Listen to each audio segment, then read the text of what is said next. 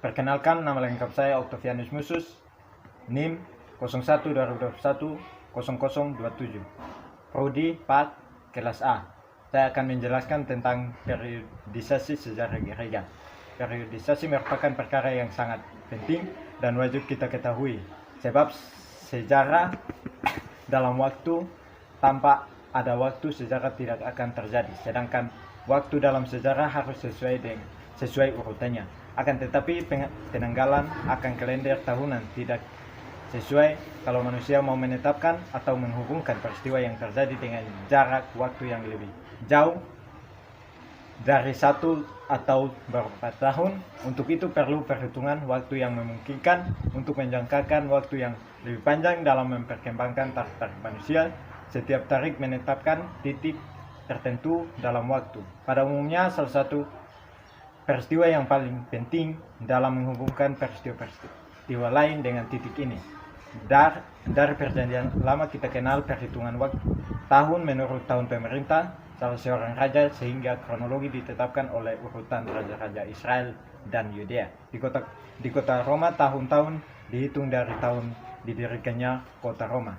Di dalam periodisasi sejarah gereja terbagi menjadi 3 bagian. Yang pertama, sejarah gereja kuno. Yang kedua, sejarah gereja abad pertengahan. Yang ketiga, sejarah gereja zaman baru. Timbulnya gereja, bentuk organisasi yang ada berupa presbiter, episkopal, diakonos. Adanya faktor-faktor teologis atau filsafat.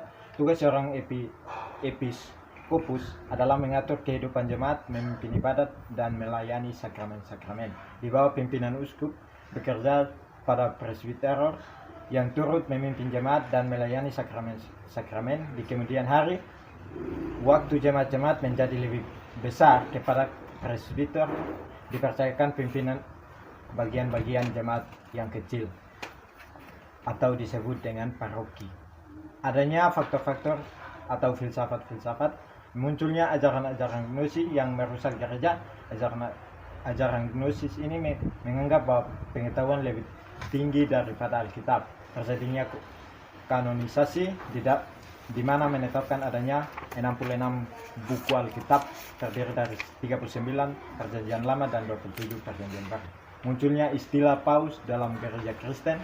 Hal ini disebabkan karena sudah masuknya ideologi atau ajaran Katolik ke dalam gereja Kristen.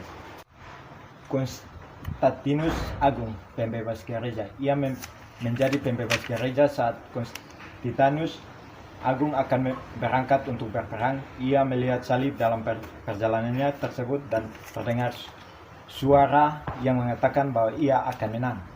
Konstantinus Agung bertobat, tetapi ia belum mau bertobat dan akan dibaptis ketika ia sudah meninggal, supaya ketika ia dibaptis saat meninggal